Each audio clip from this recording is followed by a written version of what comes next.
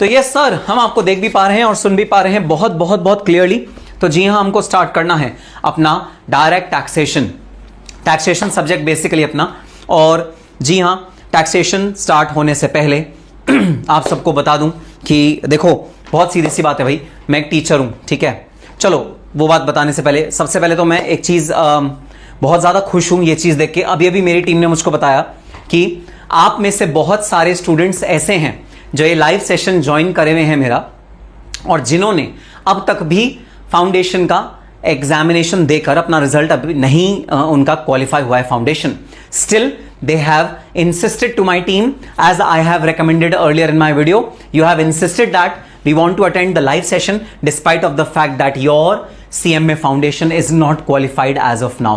कितने स्टूडेंट्स हैं यहाँ पर जिनका CMA फाउंडेशन अभी क्वालिफाई नहीं हुआ, फिर भी उन्होंने मेरी टीम को बोला है कि सर हम लाइव बैच अटेंड करेंगे DT का। We are confident that our foundation will get qualified and we want to start early. तो सबसे पहले round of applause for all the students जिन्होंने अभी CMA फाउंडेशन एग्जाम दिया है और बिना रिजल्ट का वेट करे उन्होंने लाइव सेशन को ज्वाइन करने का डिसीजन लिया। Very very very good decision.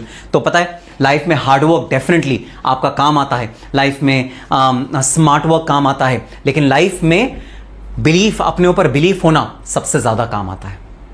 और ये बिलीफ आप लोगों ने शो किया है और बहुत सारे स्टूडेंट्स इस समय लाइव हैं जो भाई ये कह रहे हैं कि हमारा CMA फाउंडेशन क्वालिफाई नहीं हुआ है सर, बट फिर भी हम CMA इंटर टैक्सेशन स्टार्ट करने के लिए एब्सोल्युटली रेडी हैं।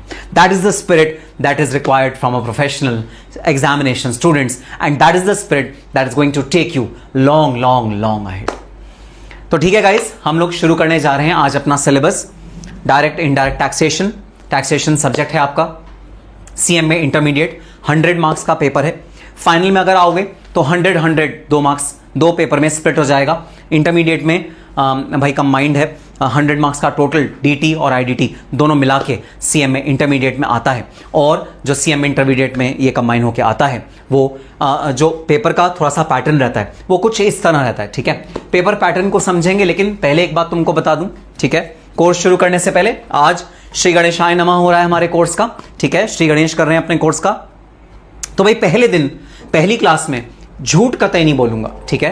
टीचर हूं, आपका मेंटोर हूं और CMA स्टूडेंट्स के लिए क्लासेस प्रोवाइड पिछले 15 साल से कर रहा हूं, तो झूठ नहीं बोलूंगा। जो इस कोर्स की बुनियाद रखेंगे, जो नींव रखेंगे, वो सिर्फ और सिर्फ सच के आधार पर रखेंगे और कुछ नहीं। बताओ ये मेरा अप्रोच चैट बॉक्स में लिख के बता दो, सही है क्या? मुझे तुम लोगों से सब कुछ सच सच बताना चाहिए ना, तो जरा चैट बॉक्स में लिख के बता दो, लिख दो सच सच, SS लिख दो, SS। हाँ सर, सच सच बोलिए, खुल के बोलिए आज आपको जो बोलना है, और जितनी भी बात आप कहेंगे हम ध्यान से सुनेंगे। और सच हमें सर, हमें सिर्फ और सिर्फ सच ही सुनना है। SS लिख दो चैट बॉक्स में। Yes, very good. नहीं भाई नहीं।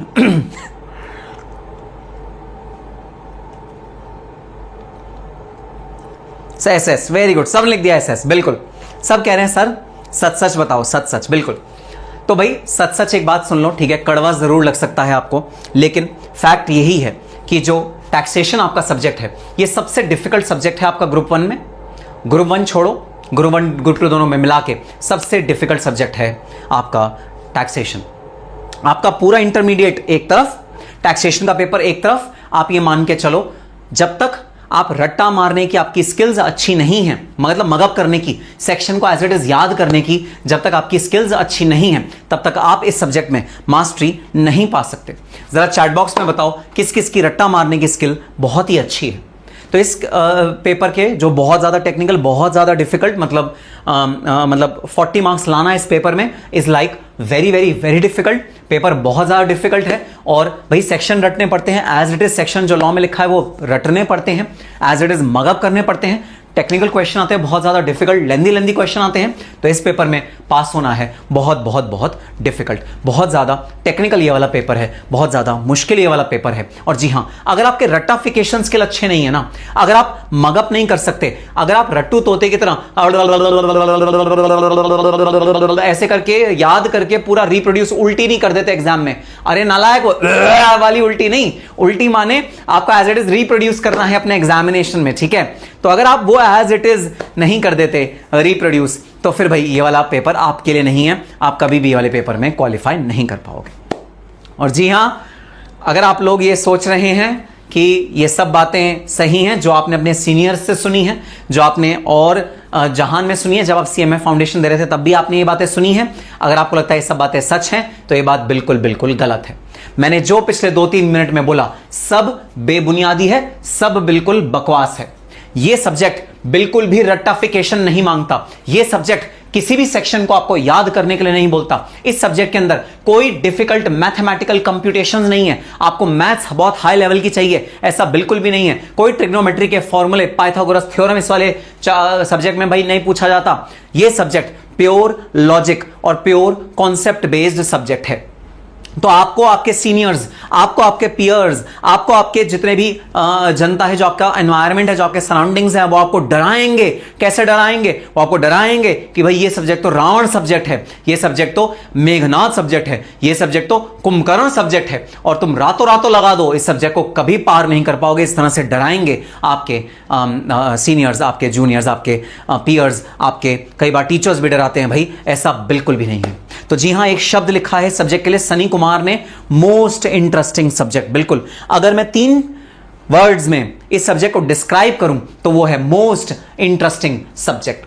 भारत की पूरी economy, United states of America की पूरी इकोनॉमी, यूनाइटेड किंगडम की पूरी इकोनॉमी, स्पेन की पूरी इकोनॉमी, पोर्टुगल की पूरी इकोनॉमी, ऑस्ट्रेलिया की पूरी इकोनॉमी, यहां तक कि आज की डेट में गल्फ कंट्रीज मतलब दुबई की भी पूरी इकोनॉमी, अबू धाबी की पूरी इकोनॉमी, दोहा की पूरी इकोनॉमी सिर्फ और सिर्फ एक चीज से चलती है, वो है टैक्सेशन। अगर किसी इकोनॉमी में टैक्सेशन नहीं है तो वो इकोनॉमी चल ही नहीं सकती। तो ये subject is the most interesting subject. ये सब्जेक्ट इतना ज्यादा इंटरेस्टिंग है, आपको ना प्यार हो जाए इस वाले सब्जेक्ट से तो कहना। अगर आपको आपका कोई भी लाइफ में प्यार है, वो आपका सेकेंडरी प्यार बन जाएगा। मैं गारंटी कर रहा हूं, आपकी लाइफ में जो रियल प्यार रहेगा, आपकी लाइफ में जो प्राइमरी प्यार रहेगा, वो प्यार रहेगा direct and indirect taxation. Taxation आपका पहला प्यार बन जाएगा। आपकी लाइफ में वो जो प्यार है, उसको आज ही फोन करके बोल दो, उसको आज ही व्हाट्सएप करके बोल दो, dear, now I have someone in my life and you are the second one. Now first one बे होता है ना, BAE, before anyone else, है ना। अब मेरा वो कोई और हो गया है, मेरा नंबर 1 पे कोई और हो गया है, अब तो तुम सेकंड हो। उसको आज ही व्हाट्सएप करके तुम लोग बोल देना। मैं यकीन मानना ये सब्जेक्ट बहुत ज्यादा इंटरेस्टिंग है। पता है ये सब्जेक्ट बर्डन किन स्टूडेंट्स को लगता है? कौन स्टूडेंट्स कहते हैं कि ये सब्जेक्ट बड़ा बर्डन है, बड़ा बोरिंग है, बड़ा कंधे पे जोर देता है, मैं कंफ्यूज हो जाता हूं, मैं ना बिल्कुल भी ध्यान नहीं रख पाता इस सब्जेक्ट में, मैं ना बिल्कुल भी इस सब्जेक्ट में मेरे होश उड़ जाते हैं, मैं कभी स्कोर ही नहीं कर पाता, मेरा पूरा का पूरा ग्रुप इस वाले सब्जेक्ट की वजह से खत्म हो गया, मैं फेल हो गया इस वाले ग्रुप के, इस वाले सब्जेक्ट की वजह से, ये सब्जेक्ट इतना टफ डिफिकल्ट है, मुझे कभी समझ ही नहीं आता। पता है ऐसा वो लोग बोलते हैं जो इस सब्जेक्ट से प्यार नहीं कर पाते। तो अगर इस सब्जेक्ट से आपको प्यार करना है तो प्यार करने का इस सब्जेक्ट से सिर्फ एक तरीका है, इस सब्जेक्ट से रोज मिलो। जैसे आप अपने उन स्पेशल वन से अगर बहुत दिन तक नहीं मिलते तो वो नाराज हो जाती है ना। अगर आप बहुत दिन तक ना मिलो, नाराज हो जाएगी, बेबी तुम मुझे टाइम ही नहीं देते, ऐसे बोलती है ना वो। इसी तरह ये सब्जेक्ट एक ऐसा सब्जेक्ट है जिससे आपको रोज मिलना पड़ेगा। अपने अटेम्प्ट तक, अपने एग्जामिनेशन तक आपको इस सब्जेक्ट को रोज, चाहे 15 मिनट के लिए मिलो, चाहे 5 मिनट के लिए मिलो, चाहे 2 मिनट के लिए मिलो, चाहे 1 मिनट के लिए मिलो, चाहे 30 सेकंड के लिए मिलो, ये सब्जेक्ट आपको डेली अपने रूटीन में शामिल करना पड़ेगा। जैसे डेली हम नहाते हैं, जैसे डेली हम खाना खाते हैं, जैसे डेली हम बाल बाते हैं, वैसे डेली आप एक भाई रूल बना लो कि भाई टैक्सेशन मुझे डेली पढ़ना ही पढ़ना है। अब वो चाहे 30 सेकंड्स दो, चाहे 40 सेकंड्स दो, चाहे 1 घंटा दो, जितना ज्यादा दोगे उतना ज्यादा प्यार मोहब्बत हो जाएगी सब्जेक्ट से, और इतनी ज्यादा प्यार मोहब्बत हो जाएगी, इतना ज्यादा प्रेम हो जाएगा सब्जेक्ट से कि इस सब्जेक्ट के अलावा और कोई सब्जेक्ट पढ़ने का मन ही नहीं करेगा। पास्ट बैचेस के स्टूडेंट से मेरे पूछ लो कि भाई कितने सारे स्टूडेंट्स ऐसे हैं जो हर समय DT IDT ही पढ़ते रहते थे, क्योंकि और कोई सब्जेक्ट पढ़ने का आपका मन ही नहीं करेगा। इतना प्यारा, इतना मोहब्बत करने वाला सब्जेक्ट है। ठीक है, सो अगर आप लोग ये एक मेरे को वादा करते हो कि सर हाँ ये ऐसी महबूबा होगी मेरी जिस महबूबा से मैं डेली मिलूंगा, जरा चैट बॉक्स में लिख दो yes sir, I commit, chat box में लिख दो। आपको डेली इससे मिलना ही मिलना पड़ेगा, आपको डेली इससे प्यार करना ही करना पड़ेगा, आपको डेली चाहे 30 सेकंड के लिए मिलो, इससे बात करनी पड़ेगी। आपके एग्जामिनेशन तक एक दिन भी ऐसा ना जाए, एक दिन भी ऐसा ना जाए जब आप इस वाले सब्जेक्ट से मिलो ना, जब आप इस वाले सब्जेक्ट से भाई छेड़ो ना इसको आप बुक खोल के ना देखो या पीडीएफ में। तो सारी चीजें भाई पीडीएफ में देने वाला हूं। आप कहीं रास्ते में जा रहे हो, मेट्रो में जा रहे हो, बस में जा रहे हो, गाड़ी में जा रहे हो, प्लेन में जा रहे हो, कहीं भी जा रहे हो, पीडीएफ खोलो, पीडीएफ को ही रीड करना शुरू कर दो। बस इतना सा अगर तुमने कर लिया, मैं तुम्हें गारंटी देता हूं 70+ स्कोर करने से तुमको कोई नहीं रोक सकता in the upcoming examination. This is the beauty of this particular subject. This is such a beautiful subject, this such an interesting subject. Yes, कितने सारे स्टूडेंट्स का आ गया I commit, I commit, I commit sir, very good, I commit. अब देखो भाई, बहुत सारे students live हैं, अब तक सिर्फ 10% का ही आई कमिट आया है, ठीक है। अब तक सिर्फ 10% का ही, कुछ 10 लोगों का ही भाई आई कमिट आया है। तो ज़रा आई कमिट की भाई फ्रीक्वेंसी बढ़ाओ भाई, बहुत कम स्टूडेंट्स का आया है। पूजा बेले, Bushra, Shreya, Diya, Bhavna, Himanshu, Chetan, very good, I commit sir, I commit, very good. अब अगर तुमने ये कमिटमेंट मेरे को दे दी तो भाई ये है मार्क्स का डिस्ट्रीब्यूशन, जो हमारे पेपर का मार्क्स का डिस्ट्रीब्यूशन है। ऑब्जेक्टिव टाइप आएगा 30 मार्क्स का, सब्जेक्टिव टाइप क्वेश्चन आएंगे 70 मार्क्स के, 70 मार्क्स 14 मार्क्स का एक क्वेश्चन, 5 क्वेश्चन आपको अटेम्प्ट करने पड़ेंगे। चॉइस होगी, internal choice, 5 out of 7 questions आपको करना होगा, ठीक है। और ये जो 70 मार्क्स है इसमें से प्रैक्टिकल और थ्योरी दोनों पोर्शन आएंगे, और डीटी आईडीटी दोनों के क्वेश्चन मिक्स होकर आएंगे, डीटी आईडीटी दोनों के क्वेश्चन मिक्स होके आएंगे। यहाँ पर कुछ पेपर पैटर्न हम जब अपना आगे भाई सिलेबस करेंगे तब मैं आपको बहुत डिटेल में पेपर पैटर्न डिटेल में समझाने वाला हूं कि क्या क्या होने वाला है। बस अब करना क्या है सर, आप हमें बता दो अब हमें करना क्या है।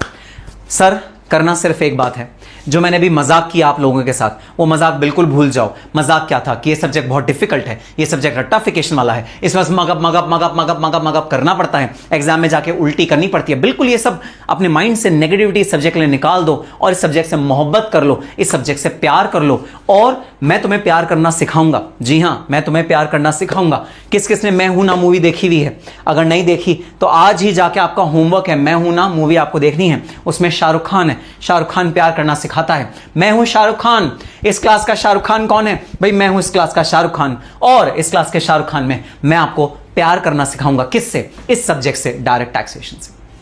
करेक्ट स्ट्रैटेजी, आपको इस सब्जेक्ट को किस स्ट्रैटेजी से पढ़ना है, कौन से चैप्टर्स को ज्यादा अहमियत देनी है, कौन से चैप्टर को कम अहमियत देनी है। यह बात बिल्कुल सही है कि जो सिलेबस है वो इतना ज्यादा समुंदर जैसा सिलेबस है, लेकिन सारे चैप्टर्स हमको उतनी अहमियत देके पढ़ने की जरूरत नहीं है। कम अहमियत देके हम चैप्टर्स को पढ़ेंगे, बहुत ज्यादा डिटेल में कई चैप्टर्स को नहीं पढ़ेंगे भाई। जिन चैप्टर्स की जितना रेलेवेंस उतना ही पढ़ेंगे। तो स्ट्रैटेजी आपको मैं बताऊंगा, मेरी स्ट्रैटेजी होगी, और जो स्ट्रैटेजी हम फॉलो करेंगे आपने बस मुझे फॉलो करना है। और हर काम के लिए मैं कहूंगा किरण मैं हूं ना, हर चीज के लिए, तुम्हारी टैक्सेशन की सारी प्रॉब्लम्स के लिए एक ही जवाब, मैं हूं ना।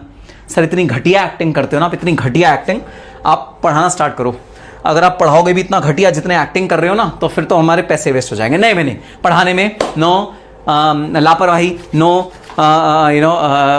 नो कॉम्प्रोमाइज, ठीक है। सर हमें क्या क्या चाहिए रहेगा इस बैच के लिए? ठीक है भाई, नया बैच स्टार्ट होने जा रहा है, फुल फ्लेजेड बैच है। सबसे पहले तो समझ लो, फुल फ्लेजेड बैच का मतलब कोई रिवीजन बैच नहीं है, कोई मैराथन बैच नहीं है।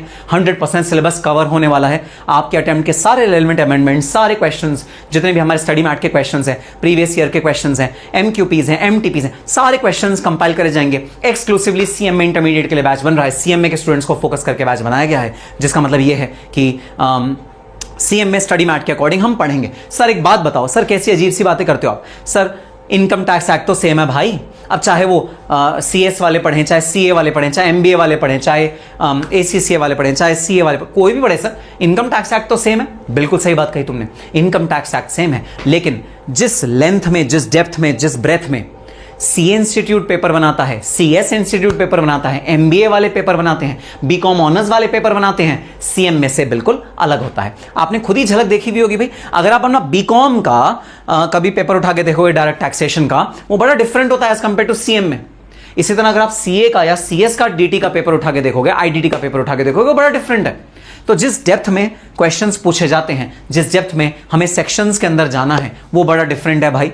तो इसलिए सीएमए का सिलेबस मैं मानता हूं बिल्कुल डिफरेंट है as compare to other courses. CMA study mat में जो चीजें दी हुई हैं वो भाई सेम नहीं है as compare to other courses. हाँ सिमिलर हो सकती है भाई, सिमिलर, सेम नहीं है, ये बात एकदम गारंटी है, ठीक है। तो सारे चैप्टर्स यहां पर फ्रेश भाई आपके सामने लाइव होंगे।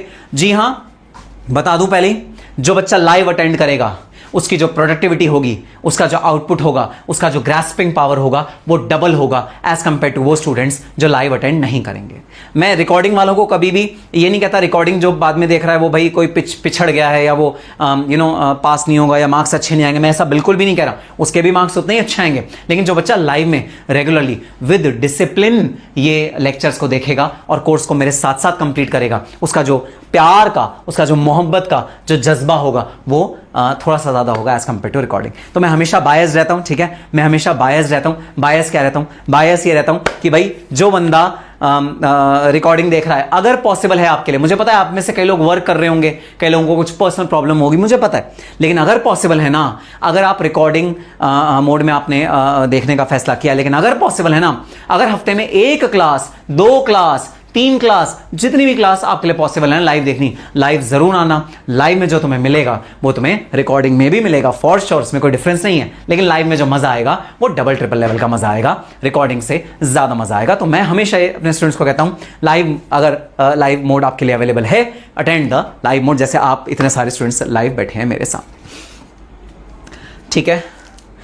ओके, अच्छा चलो, आपको क्या क्या चाहिए भाई?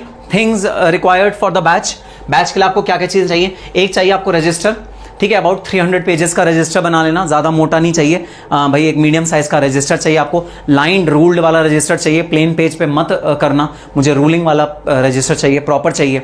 और जो पेपर है, पेपर थोड़ा सा अच्छी क्वालिटी का यूज़ करना प्लीज़, ठीक है। कई बच्चे वो काला काला वाला पेपर यूज़ करते हैं, उससे थोड़ा सा हैंडराइटिंग में प्रॉब्लम आती है, बस इसलिए कह रहा हूँ, इसलिए रिक्वेस्ट कर रहा हूँ, इसका पेपर अच्छा वाला रजिस्टर, ठीक ठाक वाला रजिस्टर प्लीज़ लगाना, ठीक है। हाईलाइटर चाहिए आपको। हाईलाइटर आपको पता है क्या होती है? जी हाँ, हाईलाइटर आपको पता है क्या होती है? हाईलाइटर इज द मार्कर जिससे हम बुक्स को अंडरलाइन करेंगे। मैं बहुत सारी चीज़ें आपको अपनी बुक में पीडीएफ जो आपको मिला है, जो प्रिंटेबल पीडीएफ है, अगर जो रिकॉर्डिंग देख रहा है उसको वो बुक जा चुकी है ऑलरेडी, उनको हाईलाइटर की जरूरत पड़ेगी। हाईलाइटर चाहिए आपको। अब ये बड़ी कमाल की चीज़ है सर, आपको चाहिए चार्ट पेपर। सर एक बात बताओ, ये कोई आर्ट क्राफ्ट की क्लास चल रही है क्या? है, हम कोई आर्ट या क्राफ्ट की क्लास कर रहे हैं क्या? आर्ट क्राफ्ट की क्लास होती तो चार्ट पेपर समझ में आता। सर चार्ट पेपर चाहिए। सर चार्ट पेपर क्यों चाहिए आईडीटी की क्लास में? चार्ट पेपर की क्या जरूरत है? जरूरत है भाई, मैं तुम्हें बताऊंगा क्या जरूरत है। जी हाँ, वो जो बड़े बड़े चार्ट पेपर हैं जो हम बचपन में यूज करते थे, अलग अलग कलर के होते हैं, पिंक, येलो, ग्रीन, अलग अलग कलर के, वाइट, तो वो चार्ट पेपर आपको बाजार से खरीद के लाने हैं। इस बैच के लिए चार्ट पेपर बहुत ज्यादा जरूरी है। स्केच पेन चाहिए आपको। सर अब तो हमें ऐसा सही में लग रहा है आप कोई आर्ट या क्राफ्ट की क्लास ले रहे हो। अरे तुम मेरा विश्वास करो, ठीक है, थोड़ा सा शांति रखो, तुम्हें खुद पता लग जाएगा स्केच पेन तुम्हें क्यों चाहिए। एंड ऑफ कोर्स पेन तो चाहिए, जो नॉर्मल लिखने के लिए पेन चाहिए। और सबसे इंपॉर्टेंट चीज क्या चाहिए भाई? सबसे इंपॉर्टेंट चीज क्या चाहिए? लाइफ में अगर जीतना है, लाइफ में अगर सक्सेस पानी है, लाइफ में अगर आपको डेफिनेटली ऊंचाइयों की सीढ़ियां चढ़नी है, तो एक चीज जो जरूर चाहिए वो है डिसिप्लिन। अक्षय कुमार मेरे आइडल हैं डिसिप्लिन के मामले में। हर कोई अक्षय कुमार के बारे में क्या कहता है? अक्षय कुमार के बारे में सब लोग ये कहते हैं कि रात को शूटिंग चाहे 12 बजे खत्म हो, चाहे 1 बजे खत्म हो, चाहे 11 बजे खत्म हो, अक्षय कुमार रोज सुबह 4 o'clock उठ जाते हैं और 4 o'clock उठ के अपना रूटीन, अपनी रनिंग, अपनी एक्सरसाइज, अपना जो भी हेल्दी डाइट लेनी होती है वो सब लेते हैं। तो डिसिप्लिन ही है जो अक्षय कुमार को अक्षय कुमार बना देता है आज के ज़माने में कि उनके साथ के सारे एक्टर्स को उतनी फिल्में नहीं मिल रही आज जितने अक्षय कुमार को मिल रही हैं। तो yes, discipline is something which is non negotiable. Sir खाना खाने के बाद ना नींद आ जाती है, फिर ना लाइव में ना आने का मन सा नहीं करता सर, और सर फिर ना वीकेंड आ जाता है ना, फिर फ्राइडे आ जाता है, तो आज आप जो होमवर्क देते हो ना वो हो नहीं पाता सर फिर। और फिर कई बार ना सर शाम को क्लास चल रही होती है ना, लंबी क्लास चलती है सर, शाम को वो आ जाती है, उसका फ़ोन आ जाता है, तो सर आपकी क्लास चल रही होती है, मैं मिस कर देता हूँ, उसके फ़ोन पर लगा होता हूँ, तो वही खाना खाया पूछना पड़ता है ना, तो सर फिर आपकी क्लास मिस हो जाती है, फिर अगले दिन की क्लास में फिर समझ में नहीं आता, अगले दिन की फिर अगले दिन क्लास में समझ में नहीं आता, ऐसे ना मैं लूज ट्रैक कर देता हूँ। ये सब बहाने अगर तुमने करे तो समझ लेना तुम ये बहाने मेरे से नहीं कर रहे, तुम ये बहाने अपने करियर के साथ कर रहे हो। अगर ये खिलवाड़ तुमने किया किसी भी सब्जेक्ट के साथ, ना केवल टैक्सेशन, किसी भी सब्जेक्ट के साथ अगर तुमने ये खिलवाड़ किया, अगर तुमने अपने रिलेटिव्स को, अपने फ्रेंड्स को, अपनी नेटफ्लिक्स की सीरीज को, अपनी मैडम को ज्यादा प्रायोरिटी दी सब्जेक्ट से, तो देख लेना फिर ये करियर भी तुमको प्रायोरिटी नहीं देगा, किसी और को प्रायोरिटी देगा। लाइन लगी हुई है कॉम्पिटिटिव एग्जामिनेशन में बच्चों की, कैंपस में इतने सारे स्टूडेंट्स अपीयर होते हैं, बहुत कम सिलेक्शन होता है, लाइन लगी हुई है। अगर तुमने सब्जेक्ट को प्रायोरिटी नहीं दी, अगर तुमने कोर्स को प्रायोरिटी नहीं दी, अगर तुमने प्रायोरिटी दी अपने फ्रेंड की बर्थडे पार्टी को, अगर तुमने प्रायोरिटी दी अपनी चाची की, मौसी की, भतीजी की शादी को, अगर तुमने प्रायोरिटी दी नेटफ्लिक्स पे मेरी सीरीज को जिसको मैं बिंज वॉच कर रहा हूं, आज रात में मैं सारी सीरीज खत्म कर दूंगा, अगर तुमने प्रायोरिटी दी उन सबको, तो फिर आई एम सॉरी, ये सब्जेक्ट भी, ये कोर्स भी, ये सीएमए भी तुम्हें प्रायोरिटी नहीं देगा, फिर ये किसी और को प्रायोरिटी देगा। क्वालिफाई भी कोई और ही होगा, अच्छा पैकेज भी किसी और को ही मिलेगा, और कोई और अपने घर अपने पापा को उनकी ड्रीम कार गिफ्ट कर रहा होगा और तुम देखते रह जाओगे। कोई और अपनी मदर को कह रहा होगा कि मम्मी आज आपको साड़ी दिलवाने ले चलता हूं, और आज आप प्लीज प्राइस मत देखना क्योंकि आज आपका बेटा या बेटी सीएम में बन गया, उसकी पहली सैलरी आई है, जो मन करे वो साड़ी खरीदना। वो फिर आपको प्रायोरिटी नहीं देगा सीएम में, अगर आपने उसको प्रायोरिटी नहीं दी। ये सब अपॉर्चुनिटीज जो once in a lifetime की अचीवमेंट्स होती हैं, किसी और को मिल जाएंगी, आपको नहीं मिलेंगी। तो अगर आप चाहते हो सीएम में क्वालिफाई करना और इफेक्टिवली करना, प्रायोरिटी दो, प्रायोरिटी दो। Let your priority be your studies. छोड़ दो, बर्थडे पार्टीज होती रहेंगी, दोस्त बुरा मानते रहेंगे, मानने दो, रिश्तेदार बुरा मानते रहेंगे, मानने दो, नेटफ्लिक्स की सीरीज 10,000 पूरे जीवन में आएंगी, ये तो बनती रहती है भाई, निकलेगी निकलने दो, मूवीज निकलती हैं निकलने दो, टहलना निकलता है निकलने दो, कोई बात नहीं। प्रायोरिटी क्या है? Priority is your syllabus, priority is your course. Priority course है तो हम प्रायोरिटी कोर्स को ही देंगे। सो यस, डिसिप्लिन आपको बहुत ज़्यादा मेंटेन करना के रखना पड़ेगा।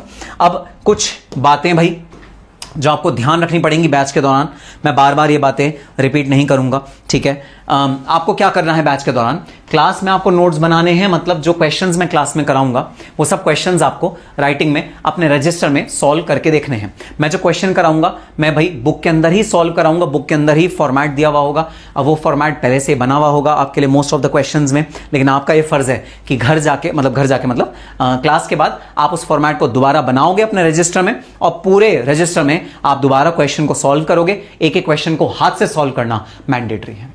तो जो भी क्लास में मैं नोट्स लिखवाऊंगा या क्वेश्चन सॉल्व करवाऊंगा, सब के सब आपको रीराइट अपने रजिस्टर में करने ही करने हैं इमीडिएटली क्लास खत्म होने के बाद, without seeing the answer. Answer मत देखना, बिना आंसर देखे आपको भाई करना है।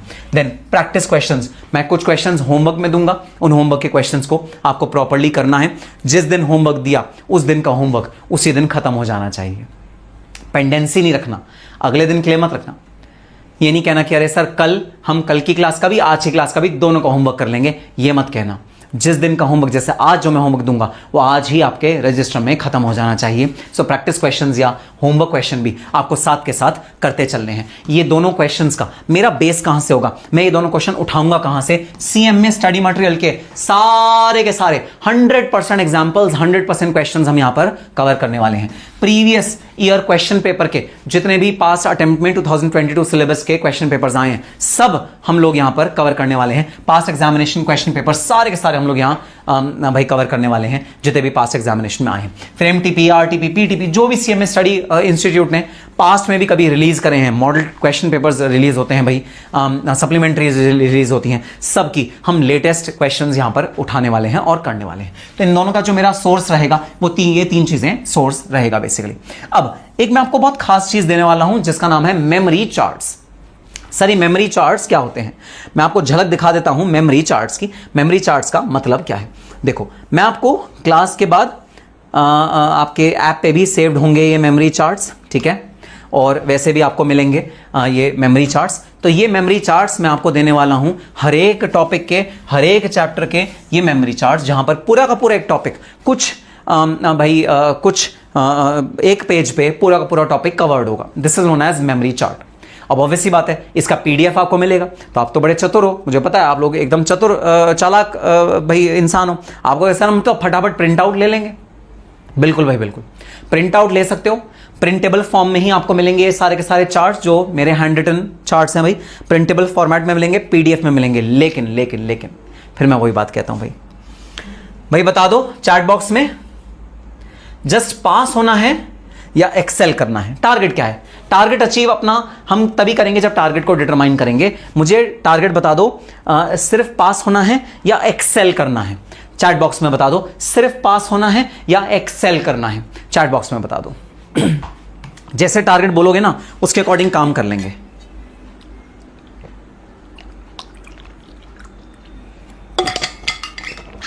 दिव्या कह रही है एक्सेल करना है, बाकी सब कह रहे हैं सर सिर्फ पास करा दो चलेगा। आर्यन कह रहा है एक्सेल करना है, Shreya excel, Dev excel, Bhavna excel, Ruby excel, Riya excel, Panchal excel, Himanshu sir excel करना है, टॉप करना है, प्रभा एक्सेल, श्वेता एक्सेल। बस तो अब देखो जो ये स्टूडेंट्स हैं, मैं क्लास को 2 पार्ट्स में डिवाइड कर रहा हूं। एक वो वाला पार्ट जो एक्सेल करना चाहता है, दूसरा वो वाला पार्ट जिसने अभी मुझे मैसेज नहीं किया, क्योंकि मैं देख पा रहा हूं लाइव बहुत सारे बच्चे हैं, मैसेज सिर्फ कुछ ही ने किया। तो दूसरा पार्ट जिन्होंने मैसेज नहीं किया, ठीक है। अब जो स्टूडेंट सिर्फ पास होना चाहते हैं वो इन चार्ट्स का प्रिंट आउट ले लें और प्रिंट आउट से पढ़ लें, जो सिर्फ पास होना चाहते हैं। और ये जो मेरे खास वॉरियर्स हैं, ये जो मेरे खास शेर हैं क्लास के, जिन्होंने लिखा है एक्सेल एक्सेल एक्सेल, और कुछ ने तो कैपिटल्स में एक्सेस लिखा है, इससे इनका स्ट्रॉन्ग डिटर्मिनेशन दिखाई देता है। उन लोगों के लिए रिकमेंडेशन क्या है? इन चार्ट्स का प्रिंट आउट लेने के बजाय इसे खुद ड्रॉ करो अपने रजिस्टर में, या वो जो मैंने चार्ट पेपर तुम्हें लाने के लिए कहा है उसमें। अगर खुद ड्रॉ करोगे स्केच पेन से, स्केल से, थोड़ा सा टाइम लगेगा, थोड़ा सा एक्स्ट्रा टाइम लगेगा, बट वर्थ इट होगा। तुम्हारे को वो सारी चीजें याद रहेंगी। और सुनना, वो जो चार्ट पेपर है ना, चार्ट पेपर, उसको ड्रॉ करने के बाद अपने रूम पे दीवार जो हैं उन दीवारों पे वो चार्ट पेपर्स को लगा देना, छोटे छोटे। जहां पर छोटे चार्ट्स हैं वहां छोटे पेपर पे भाई बनाना, ऐसा नहीं फालतू में बड़े बड़े पेपर पे बना रहे हो, ठीक है। जहां छोटा चार्ट छोटे से पेपर पे बनाना, और अपने पूरे कमरे में वो सारे चार्ट्स पेस्ट कर देना, या एटलीस्ट एक डायरी बनाना, एक रजिस्टर बनाना, स्टेपल कर लेना वो सारे चार्ट्स, ताकि तुम्हारी नजरों के आगे हों। तो जो स्टूडेंट्स यहां एक्सेल करने आए हैं उनके लिए प्रो टिप दे रहा हूं। प्रो टिप ये है, इन चार्ट्स को ड्रॉ करो, प्रिंट आउट मत निकालो। और जो स्टूडेंट्स कहते नहीं सर आप बस हमें पास करा दो, बहुत है, हमारा एम पास होना है, अगर पास करवा दिया ना पापा खुश हो जाएंगे बस। अगर वो वाले स्टूडेंट्स हैं तो भाई ठीक है, फिर आप मेमोरी चार्ट्स का प्रिंट आउट ले लो, चलेगा, काम चलेगा। और सुनना भाई, मेरा दिल खुश हो जाएगा, मैं खुश हो जाऊंगा एकदम। आप लोग ही मेरा जो मेरा जो खुशी का जरिया है वो तो आप ही लोग हो ना, मैं खुश हो जाऊंगा एकदम। जो एक्सेल वाले स्टूडेंट्स हैं जो ये चार्ट्स बनाएंगे और जो अपनी दीवार पे इसको चिपकाएंगे, वो प्लीज़ इनका वीडियो बना के या फोटो बना के नंबर पे ज़रूर भेजना। नंबर आपके पास ऑलरेडी है, जो मेरा क्वेरी वाला नंबर है 9643929913। ये नंबर ऑलरेडी आपके पास है, इसमें व्हाट्सएप ग्रुप बना हुआ है। इसकी फोटो क्लिक करके आप प्लीज़ मेरे को भेजना, मैं खुश हो जाऊंगा। मुझे ऐसा लगेगा मेरी मेहनत सफल हो गई, ठीक है। सो मेमोरी चार्ट्स गेम चेंजर है भाई आपके लिए। इन चार्ट्स को यूज़ करके बहुत अच्छी टेक्निक है, हम क्विकली रिवाइज कर सकते हैं अपने पूरे सिलेबस को बहुत कम समय, ठीक है। Now no queries in class. Sir क्या मतलब, हम क्लास में आपसे क्वेश्चन ना पूछें? कैसी बातें कर रहे हो सर, लाइव होगा, हमारे को कोई क्वेश्चन आएगा, हम क्लास में ना पूछें? आपने लिखा है नो क्वेरीज इन क्लास। भाई सुनना, no queries other than concept queries in class. Class में अगर आपने मेरे से पूछा सर मेरा सिस्टम नहीं चल रहा, मैं क्या करूं? सर मेरा सिस्टम हैंग हो रहा है, सर मेरे को आपकी आवाज सुनाई नहीं दे रही, सर मेरे को अभी बुक डिलीवर नहीं हुई, बुक डिलीवरी का एक्नॉलेजमेंट नंबर नहीं मिला, सर आपकी टीम को कल कॉल किया था उन्होंने रिस्पॉन्ड नहीं किया, मेरे को व्हाट्सएप ग्रुप में नहीं ऐड किया, सर लाइव की टाइमिंग क्या है, सर आप कब ऑनलाइन आओगे, सर मुझे पीडीएफ कहां से मिलेगा, सर ये सर वो सर ये। अगर ये एडमिनिस्ट्रेटिव टाइप क्वेश्चन अपने क्लास में चैट बॉक्स में पूछे, मैं उन्हें क्लियरली इग्नोर करूंगा, ठीक है। फिर ये मत बोलना सर आप इग्नोर करते हो बहुत ज्यादा हमको, ये मत बोलना भाई, ठीक है। मैं इग्नोर करूंगा आपके सारे के सारे ऐसे क्वेश्चंस जो आपने सिलेबस के अलावा क्लास में पूछे। Please appreciate when you are attending a live class, you are not attending alone, you are attending with 100 more people. So your time is important and their time is also equally important. Why should they waste their time for your query which is personally belonging to you? हाँ, concept related query है, taxation related query है, class की query है, भर भर के पूछो, बार बार पूछो, कोई टेंशन नहीं। हाँ मैं ये कह दूंगा कि हो सकता है अभी इस क्वेरी का जवाब नहीं दे रहा, आगे चल के जवाब दूंगा, आगे आपको खुद जवाब मिल जाएगा, क्वेरी हैंडल मैं करूंगा। लेकिन आपको बिल्कुल भी एडमिनिस्ट्रेटिव काइंड की क्वेरी इस वाले प्लेटफॉर्म पे नहीं पूछनी। अगर आप लाइव क्लास ले रहे हो तो उसके लिए मेरी टीम है, आप प्लीज टीम से बात करो। 10 to 6 टीम अवेलेबल रहती है, 1 to 2 लंच ब्रेक होता है, तो उसके अलावा वो अवेलेबल है, आप प्लीज उनसे बात करो, अपनी सारी क्वेरीज वहां पर रेज करो। अगर आपका सिस्टम में प्रॉब्लम है, डिलीवरी में प्रॉब्लम है, बुक में प्रॉब्लम है, पीडीएफ में प्रॉब्लम है, चार्ट का पीडीएफ नहीं मिला, जो भी प्रॉब्लम है, my team is always available for you. ठीक है, alright, yes, don't spam the chat box. Chat box को स्पैम प्लीज मत करिए। अगर चैट बॉक्स को आपने स्पैम किया, प्लीज अंडरस्टैंड, यहां पर बहुत सारे स्टूडेंट्स आपके अलावा भी हैं। अगर आपने चैट बॉक्स को स्पैम करना शुरू कर दिया, अगर मैं किसी चीज को डेलिबरेटली इग्नोर कर रहा हूं तो उसमें मेरा कोई रीजन है। क्लास के बाद सेम क्वेश्चन मेरे से पूछ लो, मेरा कोई रीजन है अगर मैं इग्नोर कर रहा हूं। स्पैम करना ना, copy paste paste paste paste paste paste paste paste paste paste paste paste paste paste, कई बच्चे लगातार लगे रहते हैं, वो प्लीज मेरी मजबूरी हो जाएगी कि मैं स्पैम को भाई आपको ब्लॉक करना पड़ेगा मुझे लाइव से, फिर आप रिकॉर्डिंग ही देखना, फिर आप लाइव नहीं देख पाओगे अगर आप ब्लॉक हो गए तो please spamming is not allowed in the. अब देखो, नालायक नालायक नालायक, मैंने अभी भी बोला है, क्वेरी जो होगी वो एडमिनिस्ट्रेटिव क्वेरी नहीं होगी। देखो क्वेरी क्या आई है, सर टाइम क्या होगा लाइव का, सर लाइव कब कब होगा, नालायक। टाइम लाइव जो है, लाइव का टाइम, लाइव का सब चीजें व्हाट्सएप ग्रुप में आपको आ जाएंगी, टेंशन मत लो। ठीक है, चलो सर, ठीक है, ये हैं बेस रूल्स। अगर बेस रूल्स आपको समझ में आ गए तो जरा चैट बॉक्स में लिख दो yes sir, and are we ready to start our syllabus with a bang. Chat box में लिख दो yes sir, we are ready with a bang for our syllabus to start. One of the most important subjects of our syllabus, one of the most important thing of our economy, based on which economy works, जिसकी वजह से economy चलती है। क्या हम सब एकदम ready हैं? बेस रूल्स आपको समझ में आ गए हैं, क्या चाहिए क्या नहीं चाहिए, क्या करना है क्या नहीं करना, ये सारी चीजें आपको समझ में आ गई हैं। तो आओ स्टार्ट करते हैं direct taxation. So are we excited? Are we excited to start our syllabus of taxation? Chat box में लिख दो ई, लिख दो ई, कैपिटल ई। अगर आप एक्साइटेड हो, अगर आप जोश में हो तो लिख दो ई इन द चैट बॉक्स। ई लिख दो इन द चैट बॉक्स अगर आप एक्साइटेड हो। यस, ई sir excited, yo sir, yo excited, very good, superb, very very nice, yes sir. तो चलो आओ स्टार्ट करते हैं अपना सिलेबस ऑफ डायरेक्ट टैक्सेशन। तो सबसे पहले सर, ये टैक्स होता क्या है? What do you mean by tax? Tax का मतलब क्या है? टैक्स क्यों लगाया जाता है? गवर्नमेंट क्यों टैक्स को कलेक्ट करती है? गवर्नमेंट क्यों टैक्स के बिना काम नहीं कर सकती, है ना? गवर्नमेंट क्यों टैक्स लेने की जरूरत पड़ती है? तो भाई टैक्स जो है आज ही नहीं, प्राचीन काल से टैक्स प्रेवलेंट में रहा है।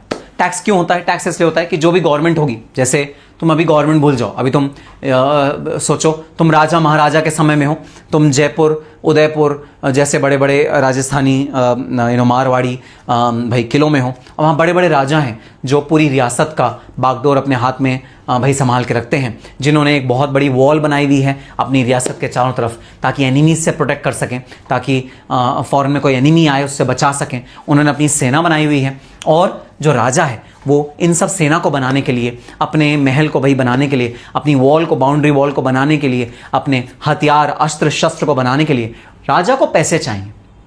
अब राजा पैसे कहां से लेगा? ऑब्वियसली राजा पैसे लेगा जनता से। जो जनता ट्रेड करेगी, जो जनता इनकम अर्न करेगी, जो जनता सेल परचेज करेगी, उनसे राजा पैसे लेगा। तो राजा के पास पैसे का सोर्स सिर्फ एक होता है, वो है टैक्स कलेक्ट करना। पुराने जमाने में इसको क्या बोलते थे? पुराने जमाने में से बोलते थे कर। आपने सुना होगा वर्ड कर। और अगर आपने मूवी देखी होगी लगान, तो लगान एक ऐसा वर्ड है जो टैक्स को रिप्रेजेंट करता है, कर को रिप्रेजेंट करता है। लगान, है ना? मूवी में बोलते हैं अब तुमसे 2 गुना लगान हम लेंगे। क्रिकेट मैच होता है, बड़ा जबरदस्त मूवी है, अगर नहीं देखी तो जरूर देखना, लगान। ठीक है, तो कर या लगान का जरूरत क्या होती है? जरूरत ये होती है भाई, हमको अपना बिजनेस चलाना है, हमको अपनी इकोनॉमी चलानी है, हमको गवर्नमेंट को भाई जो देश हैं, जितने भी सारे भाई देश हैं, उन सबको अपने रिसोर्सेज अपने लोगों को देने हैं। सड़कें साफ रखनी है, ठीक है, नालियां साफ रखनी है, सीवर लाइन साफ रखनी है, भाई इंफ्रास्ट्रक्चर देना है, रोड, पक्की रोड बनानी है, रोड में गड्ढे हो गए उन्हें ठीक करना है, ब्रिज बनाने हैं, डैम बनाने हैं, हाईवेज बनाने हैं। इन सब काम को करने के लिए गवर्नमेंट को चाहिए टैक्स, गवर्नमेंट को चाहिए पैसा। और वो पैसा कहां से रिकवर होता है? वो पैसा रिकवर होता है जनता से। अब चलो तुम्हें एक बहुत इंटरेस्टिंग चीज बताता हूं। पता है पुराने जमाने में क्या कहा जाता था? पुराने जमाने में कहा जाता था जो कर होता है वो ऐसे होना चाहिए जैसे मधुमक्खी किसी फूल से पराग का कोई कण चुन के लाती है। मधुमक्खी का भी काम हो जाता है, शहद बना लेती है, फूल को पता भी नहीं चलता, समझे? तो पुराने जमाने में ये बात कही जाती थी कि कर जो टैक्स होता है वो ऐसा होना चाहिए कि जैसे एक मधुमक्खी है, वो किसी फूल के ऊपर मंडरा रही है, ठीक है, और फूल के ऊपर वो बैठी और जो उसका पराग है उसका हल्का सा एक कण निकाल के वो अपने साथ ले गई। टैक्स ऐसे होना चाहिए कि भाई किसी भी इंडिविजुअल को आहत ना पहुंचाए, हर्ट ना करे, किसी भी इंडिविजुअल को टैक्स हैम्पर ना करे, मतलब टैक्स की वजह से किसी इंडिविजुअल को कोई ठेस ना पहुंचे, टैक्स इतना सा होना चाहिए। बट अनफॉर्चुनेटली ऐसा नहीं होता, टैक्स काफी ज्यादा होता है।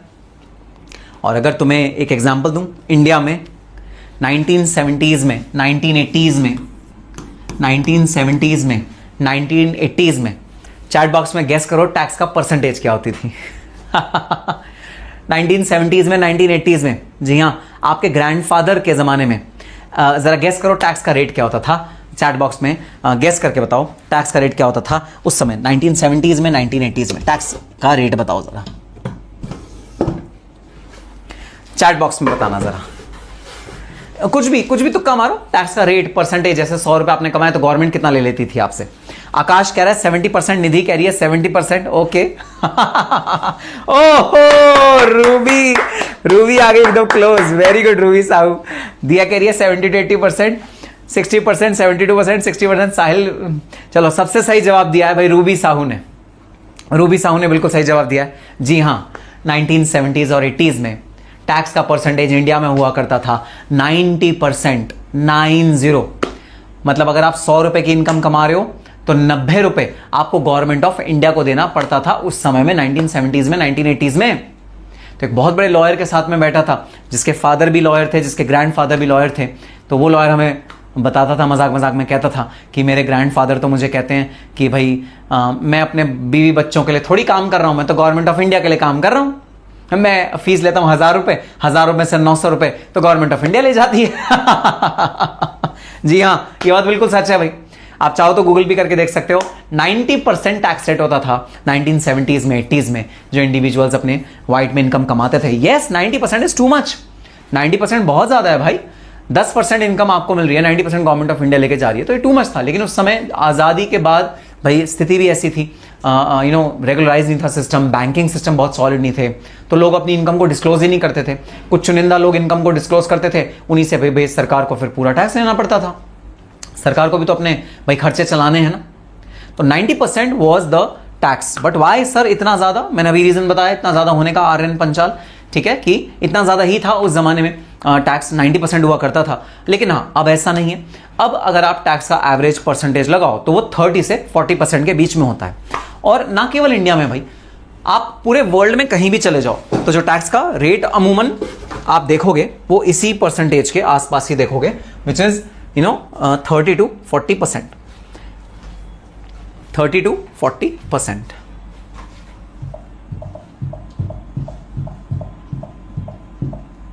ठीक है, तो अगर मैं ब्रॉडली, ये मैंने खोला है भाई मैप, ठीक है, ये मैंने खोला है मैप।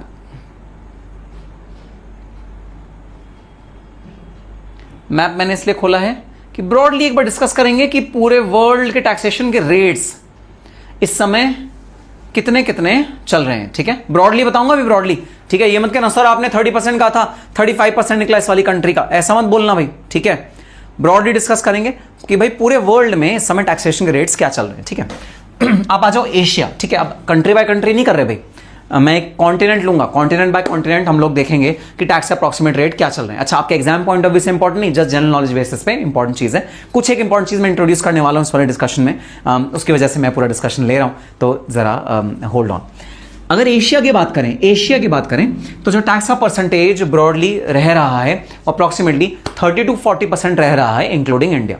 बट स्टिल कुछ ऐसे देश हैं साउथ ईस्ट एशिया में, for example Philippines, for example Singapore, Singapore कहेंगे मलेशिया के बिल्कुल पास है भाई, सिंगापुर यहां पर है, फिलीपींस, सिंगापुर, फिर है ब्रिटिश वर्जिन आइलैंड्स, ठीक है, फिर है भाई केमन आइलैंड्स। ये कुछ ऐसे आइलैंड्स हैं और कुछ ऐसे पपुआ न्यू जिनीवा, ठीक है, ये कुछ ऐसे आइलैंड्स हैं या कुछ ऐसे स्टेट्स हैं जहां पर टैक्सेशन का जो रेट है वो बहुत ज्यादा कम है।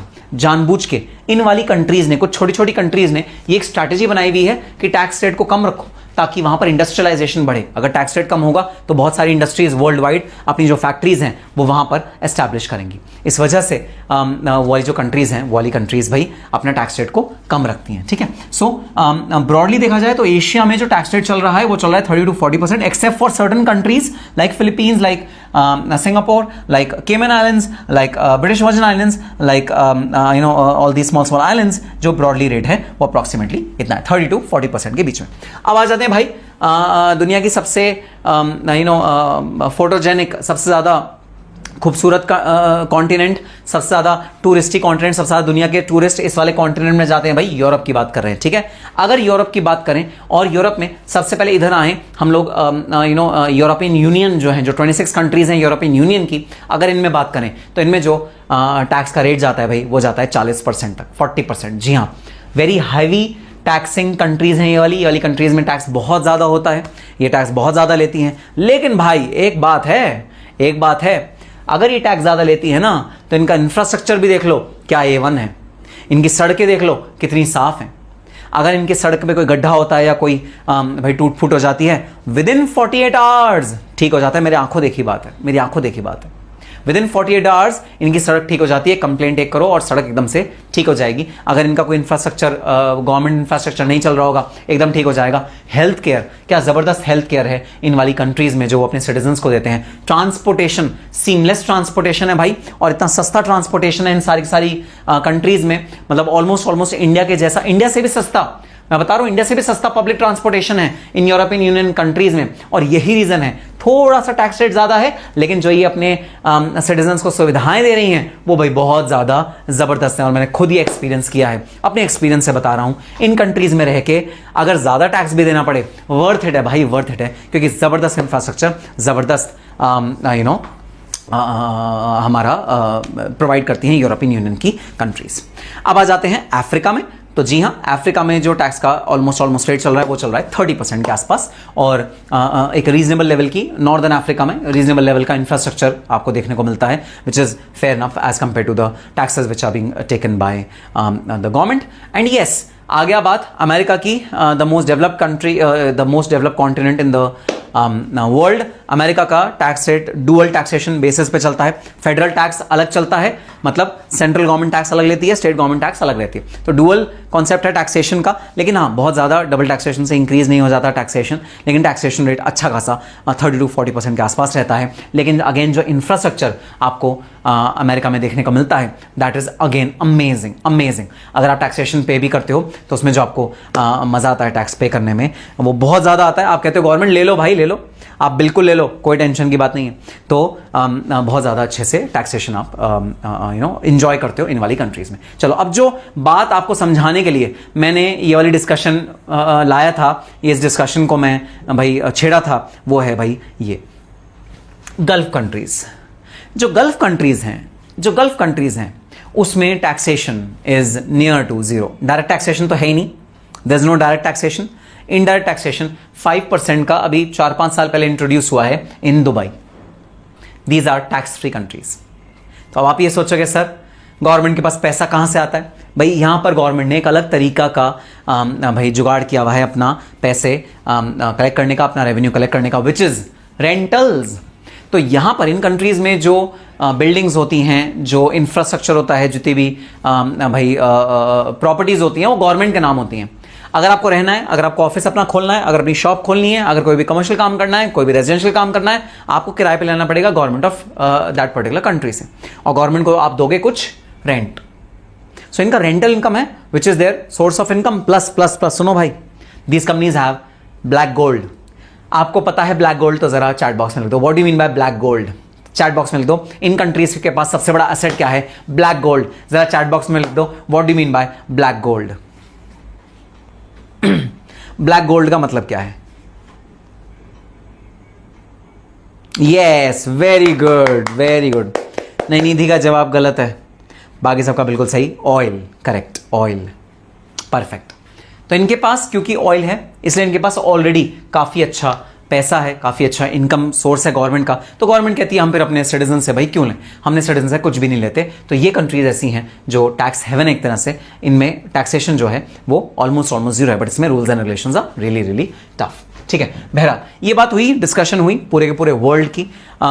तो पूरे पूरे वर्ल्ड में किस तरह से ऑयल की वजह से टैक्स के रेट्स कम हैं गल्फ कंट्रीज में, और कौन कौन सी कंट्रीज में टैक्स रेट ज़्यादा हैं कम हैं, वो सब हमने एक ब्रॉड डिस्कशन किया। सिंगापुर मैंने आपको बताया, ठीक है, ब्रिटिश वर्जिन आइलैंड्स, केमन आइलैंड्स, हाँ ये सब टैक्स हेवंस हैं। टैक्स हेवंस का मतलब ये हुआ यहाँ पर अगर कोई कंपनी एस्टैब्लिश करेगा तो उनको बहुत कम टैक्स रेट देना पड़ेगा। इस वजह से जो डिफरेंट बड़ी बड़ी कंपनीज होती हैं वो यहाँ पर अपनी कंपनीज को एस्टैब्लिश करने में इंटरेस्टेड रहती हैं, ताकि उनको टैक्स रेट कम देना पड़े अपने अर्निंग्स पे।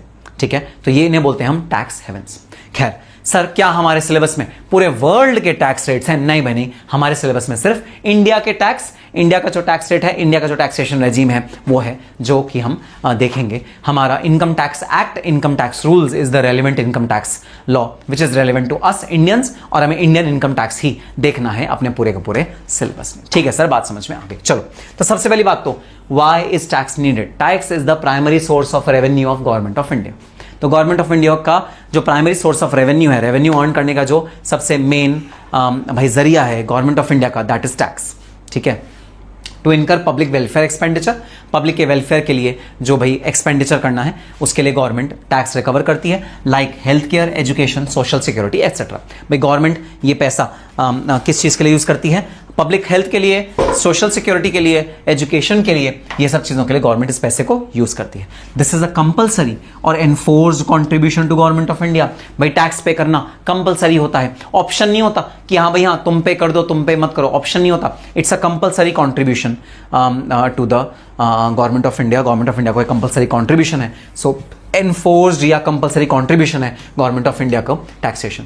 लेवाइड इन टू वेज, दो तरीके से ये लेवाय होता है। पहला है भाई डायरेक्ट टैक्सेशन, जो कि टैक्स है on income, wealth, business profits, और दूसरा है इनडायरेक्ट टैक्सेशन, जो आपके गुड्स की कॉस्ट में ऐड होके आपको रिकवर किया जाता है आपसे, जैसे आप पे करते हो जीएसटी। ठीक है, तो आप जब दुकानदार के पास जाते हो तो दुकानदार से दुकानदार आपको कहता है सर जीएसटी के साथ बताऊं या जीएसटी के बिना बताऊं, वो जीएसटी जो है वो है इनडायरेक्ट टैक्सेशन। अच्छा बताना, आप में से कितने स्टूडेंट्स ऐसे हैं जो दुकानदार को बोलते हैं भैया जीएसटी हटा दो, आप हमें पक्का बिल मत देना, जरा सच, ठीक है, बिल्कुल ईमानदारी से, ऑनेस्टी के साथ, पिंकी प्रॉमिस करके बताना कि आप में से कितने स्टूडेंट्स हैं जो कहते हैं दुकानदार के पास जाके भैया जीएसटी मत लगाना, बिल मत लगाना, आप जीएसटी कम करके पैसे लगा के हमें दे दो, हमें बिल नहीं चाहिए।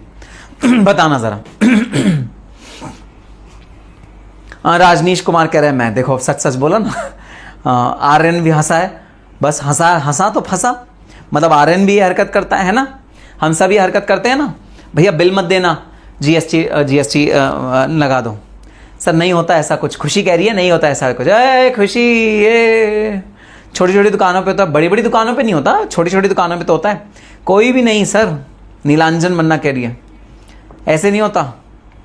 ठीक है, तो वो होता है भाई इनडायरेक्ट टैक्सेशन, जो कि आपके कॉस्ट ऑफ गुड्स में ऐड होके आपको गवर्नमेंट ऑफ इंडिया को पे करना पड़ता है। तो आप पे करते हो दुकानदार को, ठीक है, तो दुकानदार मान लो आपको 20 रुपीज़ का सामान बेच रहा है, तो 20 रुपीज़ में वो 3 रुपीज़ और ऐड कर देगा। 3 रुपीज़ किस चीज़ के? टैक्स के। आप दुकानदार को 23 रुपीज़ पे करोगे, 20 रुपीज़ दुकानदार अपनी जेब में रखेगा, 3 रुपीज़ दुकानदार गवर्नमेंट ऑफ इंडिया को पहुंचा देगा। दिस इज नोन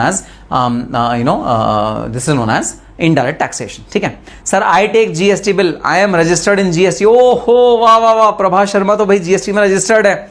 वाह प्रभा, देखा भाई बड़े बड़े लोग भी हैं हमारे क्लास में जो जीएसटी में रजिस्टर्ड हैं, तो वो तो जीएसटी बिल लेते हैं। वेरी गुड सर, मांगता नहीं है बिल और वो बिल नहीं देता।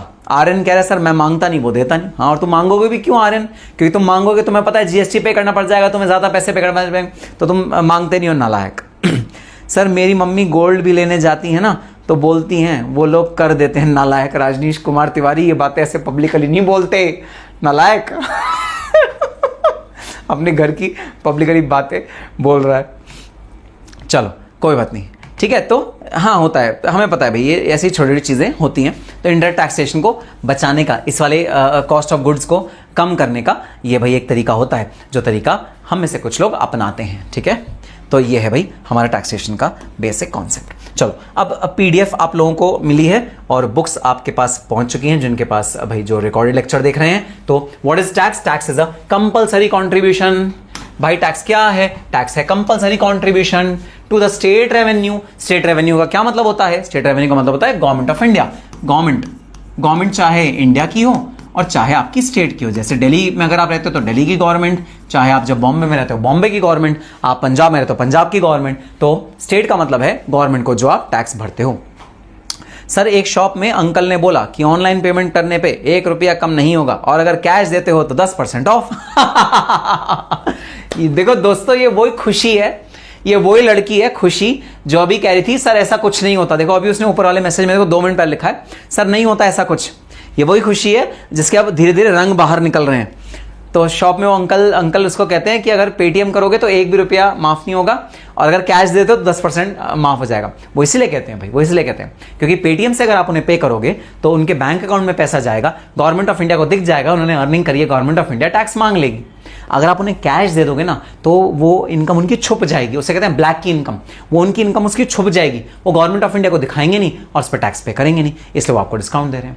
तो ये है रीजन जिसकी वजह से भाई पेटीएम जो है उस पर आपका फुल पेमेंट होती है और अगर आप कैश दे दो तो आपको डिस्काउंट मिल जाता है। ये रीजन है। हम क्लास के दौरान ऐसे बहुत सारे, अरे ये तो कुछ भी नहीं है, मैं क्लास के दौरान ऐसे ऐसे टैक्स इवेजन के जो लोगों ने तरीके आजमाए और उनको कैसे पकड़ा गया, मैं प्रैक्टिकली आपको क्लास में करके दिखाऊंगा हर एक हेड के अंदर। ये तो कुछ भी नहीं है, पेटीएम यूज करना और ये सब चीज़ें तो कुछ भी नहीं है। लोग इतने बड़े बड़े टैक्स को चोरी करने के तरीके, टैक्स को इवेड करने के तरीके लोगों ने ईजाद करे, जिनको गवर्नमेंट ने कर्ब किया, वो सब हम क्लास में डिस्कस करेंगे। तभी तो बोल रहा हूं भाई, this is the most important, most interesting subject, most interesting subject बन जाएगा ये आपकी लाइफ का। आपको प्यार हो जाएगा इस सब्जेक्ट से, प्यार। सर डिजिटाइजेशन काफी इंपैक्ट हुआ है, बिल्कुल डिजिटाइजेशन से काफी इंपैक्ट हुआ है। डिजिटाइजेशन के बाद अब कैश में पैसे लेना डिफिकल्ट है, ठीक है, अपनी इनकम को छुपाना डिफिकल्ट है डिजिटाइजेशन के बाद, बिल्कुल परफेक्ट, ठीक है। So it is a compulsory contribution to the state. State means government. Government 2 type की हो सकती है, इंडिया भी और आपकी स्टेट वाली भी। Levied by government on income, income की में भी टैक्स भी लेवाई हो सकता है, which is known as direct tax, और इनडायरेक्ट टैक्स भी हो सकता है। इनडायरेक्ट टैक्स मतलब जहां गुड्स के थ्रू आपसे टैक्स रिकवर किया जाता है। इन दोनों में डिफरेंस अभी हम समझेंगे। It is used to finance, किस चीज को फाइनेंस करने में मदद करता है? Healthcare, education, employment, infrastructure, securities for citizens of India. Citizens of India के लिए ये सारी चीजों को फाइनेंस करने में मदद करता है, ठीक है। तो क्या टैक्स का पूरा कॉन्सेप्ट हमें समझ में आया? टैक्स का भाई क्या रीजन है टैक्स लगता है और गवर्नमेंट इस टैक्स को कहां कहां यूज करती है? अगर समझ में आया तो चैट बॉक्स में लिखो यस सर। अगर समझ में आया तो चैट बॉक्स में लिखो यस सर। और चलते हैं अब अपने अगले टॉपिक पे। आओ चलो चलते हैं अपने अगले टॉपिक पे। ये आपको शायद पिंक कलर नजर नहीं आ रहा क्या? इसको थोड़ा सा चमकीला बना दें। ओहो अच्छा, ये चमकीला बनेगा नहीं। देखिए अगर वाइट बैकग्राउंड करने से थोड़ा सा आपको यस विजिबिलिटी एनहांस हो जाएगी क्या चार्ट की? जी सर, थोड़ी सी चार्ट की विजिबिलिटी एनहांस हो गई, ठीक है। चलो जी, ये एक चार्ट है आपके सामने जिसमें मैं आपको डिफरेंस समझाने की कोशिश करूंगा डायरेक्ट और इनडायरेक्ट टैक्सेशन में, ठीक है। डायरेक्ट टैक्सेशन और इनडायरेक्ट टैक्सेशन, इन दोनों में क्या डिफरेंस होता है आओ जरा समझते हैं, ठीक है। अब भाई आपकी मदर को बाजार से कुछ सामान लाना है, ठीक है। आपकी मदर को बाजार से राशन का सामान लाना है, ठीक है। तो आपकी मदर क्या करती हैं? इवनिंग के समय जब वो फ्री होती हैं अपना झोला उठाती हैं, पर्स उठाती हैं और चल पड़ती हैं बाजार में, ठीक है। भैया से कहते भैया 1 किलो अरहर की दाल देना, 1 किलो मसूर की दाल देना, 2 किलो सब्जी देना, भाई हींग देना, इलायची देना, गरम मसाला देना, नमक देना, 1-1 किलो सारी चीज़ें लेती हैं और अपने झोले में भरती हैं। फिर भैया से पूछती हैं भैया पैसे बताओ कितने हुए? भैया बताते थे पैसे हुए और वो पैसे उनको दे देती हैं, ठीक है। सो आपकी मदर खुद बाजार जाके सामान लेकर घर वापस आती हैं और पैसे भाई वो दे देती हैं जिसके पैसे जितने बनते हैं। अब इसी एग्जाम्पल को जरा सा मैं चेंज करता हूं, ठीक है। आपकी मदर आपको कहती हैं अरे भाई सुनो क्या कर रहे हो? आपने कहा भाई मैं डायरेक्ट टैक्सेशन पढ़ रहा हूं, निखिल सर की क्लास चल रही है। अच्छा तो सुनो, क्लास जब खत्म हो जाए तो मैंने लिस्ट बनाई है, ये पूरी लिस्ट तुमको बाजार से सामान लेके आना है। अब आपकी मदर ने जो सामान मंगाया वो आपके थ्रू मंगाया, खुद नहीं गई आपकी मदर, आपके थ्रू मंगाया।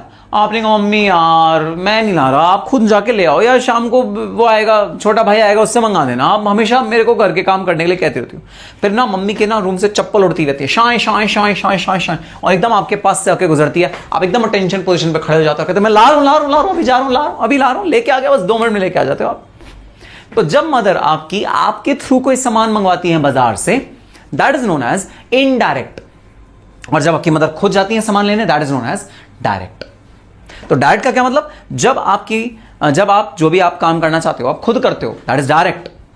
और इनडायरेक्ट का क्या मतलब, जैसा कि वर्ड खुद ही बताता है, आपने काम किसी और के थ्रू करवाया, आपने काम खुद नहीं किया, आपने काम किसी और के थ्रू करवाया, that is known as indirect.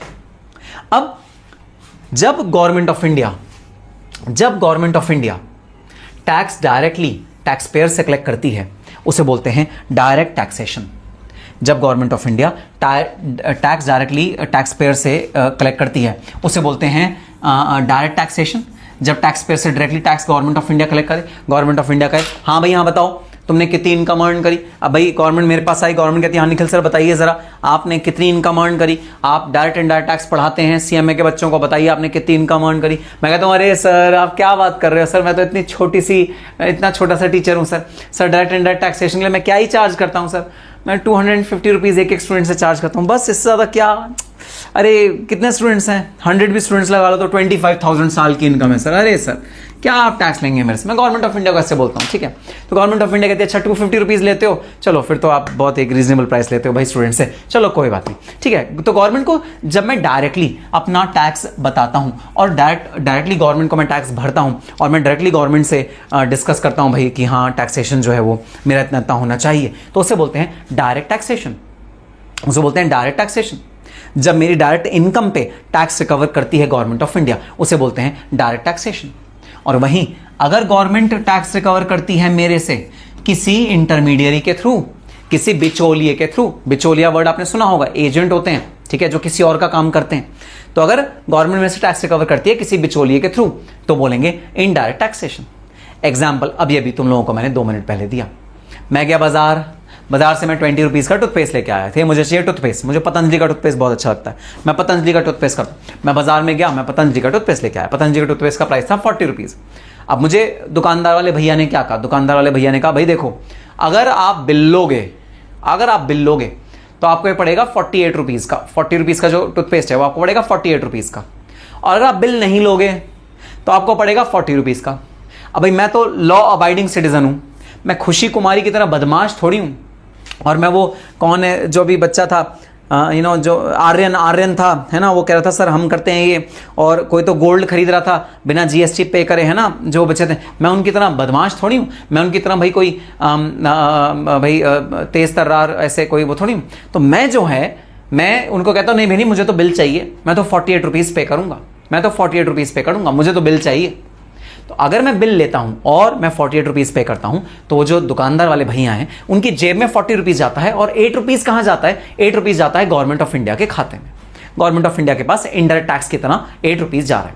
तो अब देखना गवर्नमेंट ऑफ इंडिया कितनी शानी देखो गवर्नमेंट ऑफ इंडिया कितनी शानी है, टैक्स मुझसे रिकवर कर रही है लेकिन खुद सामने नहीं आ रही, खुद टैक्स नहीं मांग रही मेरे से आके, वो किसी और के थ्रू मेरे से टैक्स रिकवर कर रही है। वो कोई और कौन है, वो है शॉपकीपर, वो है शॉपकीपर, किसी और के थ्रू मेरे से टैक्स रिकवर कर रही है।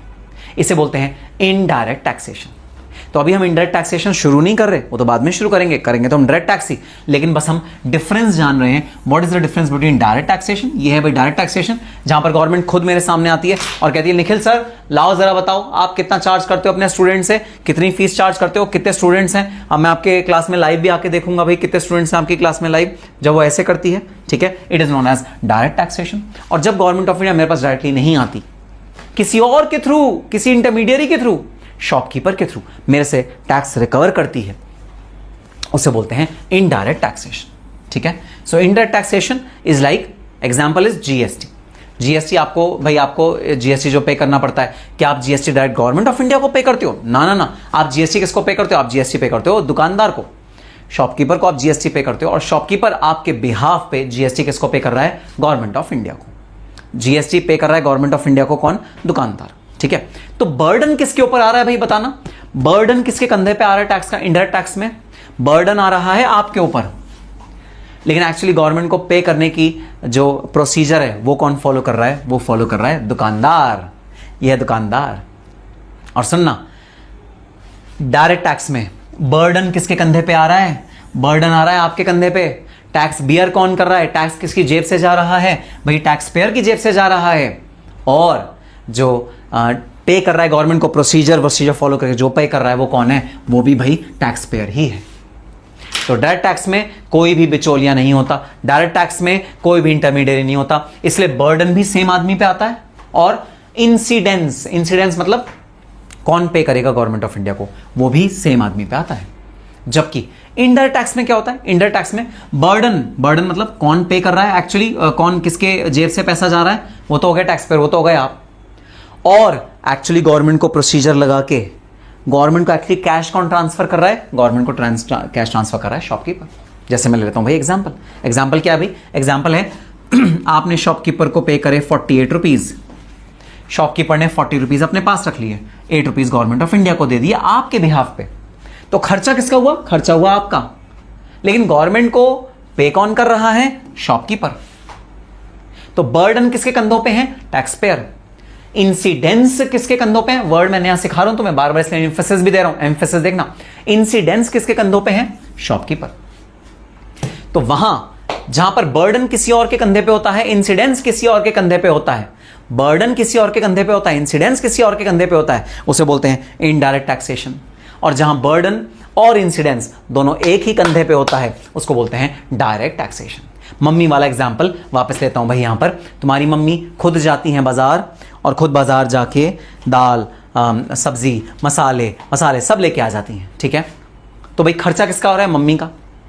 एक्चुअली पेमेंट कौन कर रहा है, मम्मी कर रही है पेमेंट, इंसिडेंस भी मम्मी के ऊपर, खर्चा भी मम्मी के ऊपर, ठीक है। अब वो तुम्हें कहती हैं 500 का नोट पकड़ लो, 500 रुपए लो, सारा सामान लेके आओ। खर्चा किसका हुआ, खर्चा मम्मी का हुआ, लेकिन एक्चुअली पे करने की जिम्मेदारी किसकी हुई, तुम्हारी हुई। पे करने की जिम्मेदारी तुम्हारी। अगर मान लो तुमने कुछ घपला किया कैलकुलेशन में, क्योंकि बहुत बदमाश हो, तुम्हारा दिमाग तो मोबाइल फोन में लगा रहता है, टोटल बना 400 रुपए, भैया ने तुम्हें वापस करे 50 रुपए, 100 रुपए नहीं वापस करे, कोई घपला निकला तो किसकी कान मरोड़ा जाएगा, तुम्हारा कान मरोड़ा जाएगा भाई। जो इंसिडेंस जिसके ऊपर है उसका कान मरोड़ा जाएगा। घपला कैसे निकल गया, तुम्हारे को घपला दिखाई नहीं दिया, ठीक है, क्योंकि इंसिडेंस तुम्हारे ऊपर है, पेमेंट तुमने करी थी। तो गवर्नमेंट ऑफ इंडिया को पे करने की जिम्मेदारी किसकी, तुम्हारी, शॉपकीपर की। तो अगर दोनों अलग अलग चीजें हैं, जिसके ऊपर बर्डन है और जिसके ऊपर जिम्मेदारी, अगर वो दो अलग अलग हैं तो उसे हम बोलते हैं इनडायरेक्ट टैक्सेशन। और अगर पे भी वही बंदा कर रहा है, जिसकी भाई जिम्मेदारी है, वही बंदा बर्डन भी ले रहा है, वही बंदा पे भी कर रहा है, उसे बोलते हैं direct taxation. So this is the difference between direct taxation and indirect taxation. Burden customer bear करता है और लायबल शॉपकीपर रहता है। वेरी गुड आर्यन मौर्य का बहुत बढ़िया जवाब, बहुत बढ़िया जवाब, वेरी गुड। सर जीएसटी के नाम से कोई शॉपकीपर एक्स्ट्रा चार्ज कर सकते हैं क्या, नहीं आकाश, यही प्रॉब्लम है। अनफॉर्चुनेटली शॉपकीपर्स बहुत बदमाशी कर रहे हैं आज भी। वो कहते हैं कि बिल अगर आप ले लोगे, है ना, तो जीएसटी हमें गवर्नमेंट को पे करना पड़ेगा, तो आपको ज़्यादा पे करना पड़ेगा, ठीक है। बिल अगर नहीं लोगे तो ब्लैक की इनकम हो जाएगी, उनके भी फायदा है, आपका भी फायदा, आपको जीएसटी नहीं पे करना पड़ेगा, उन्हें भी जीएसटी नहीं पे करना पड़ेगा। तो ये गलत चीज़ है, ठीक है, जो समाज में चल रही है गलत चीज़ है। आपको इस चीज़ को बिल्कुल भी बढ़ावा नहीं देना चाहिए। मजाक की बात अलग है, लेकिन हमें जहाँ भी हम कोई भी गुड खरीदें, हमें पक्का बिल बनवाना चाहिए, पक्का बिल लेना चाहिए। ये बात भाई गारंटी से आप फॉलो करो, ये बहुत ज़्यादा ज़रूरी है देश के लिए बहुत ज़्यादा यूज़फुल है, ठीक है। सर एंड यूज़र पर बर्डन पड़ता है, B2B में इनपुट क्लेम हो जाता है। अच्छा, ठीक है भाई। प्रभाष शर्मा ऐसा है, अगली क्लास से ना तुम यहाँ पर आके पढ़ाना स्टार्ट कर दो, क्योंकि तुम तो जीएसटी में रजिस्टर्ड हो। तो भाई डीटी का जो बैच है वो मैं लूंगा, आईडीटी का जो बैच है वो प्रभाष शर्मा लेंगे, क्योंकि वो जीएसटी में रजिस्टर्ड भी हैं और उन्हें सारे कॉन्सेप्ट्स एकदम क्लियर हैं, ठीक है भाई। Which head of income is hard, Ekansh कह रहा है which head of income is hard. Ekansh, none of the head of income is hard, everything is very very very easy in direct taxation and indirect taxation. ठीक है, चलो आ जाओ। तो बताओ जरा, डिफरेंस समझ में आया between direct taxation and indirect taxation? समझ में आया तो एक एक्सरसाइज भी तुमको करने के लिए दूंगा। आओ सबसे पहले हम लोग डिफरेंस समझते हैं between direct tax and indirect tax. तो डायरेक्ट टैक्स जो है, डायरेक्ट टैक्स के अंदर क्या भाई स्पेशलिटी है? डायरेक्ट टैक्स के अंदर स्पेशलिटी है incidence and impact same person पे पड़ता है। इंसिडेंस भी उसी पर्सन पे पड़ रहा है, इंपैक्ट भी भाई उसी पर्सन पे पड़ रहा है। जैसे इनकम टैक्स में पे भी वही मैं करता हूं और मैं ही बियर भी कर रहा हूं। कोई बिचौलिया नहीं है, कोई मिडिलमैन नहीं है जो मेरे बिहाफ पे आके पे करके जा रहा है, तो कोई बिचौलिया नहीं होता इनकम टैक्स में। सो बर्डन भी सेम पर्सन पे पड़ रहा है, इंसिडेंस भी सेम पर्सन पे पड़ रहा है, और इंपैक्ट मतलब बर्डन भी सेम पर्सन पे पड़ रहा है, इंसिडेंस भी सेम पर्सन पे पड़ रहा है। Indirect taxation. अच्छा, इनडायरेक्ट टैक्सेशन जैसे जीएसटी में क्या होता है? इंसिडेंस किसी और पे, इंटरमीडियरी पे, हमारे केस में कौन? शॉपकीपर। लिख लो यहां पर शॉपकीपर। तो इंसिडेंस जो पड़ता है वो शॉपकीपर पे पड़ता है, but impact on the tax payer, जो इंपैक्ट पड़ेगा वो टैक्स पेयर पे पड़ेगा। Incidence on intermediary but impact on the tax payer. Impact किस पे पड़ेगा भाई? टैक्स पेयर पे पड़ेगा इंपैक्ट।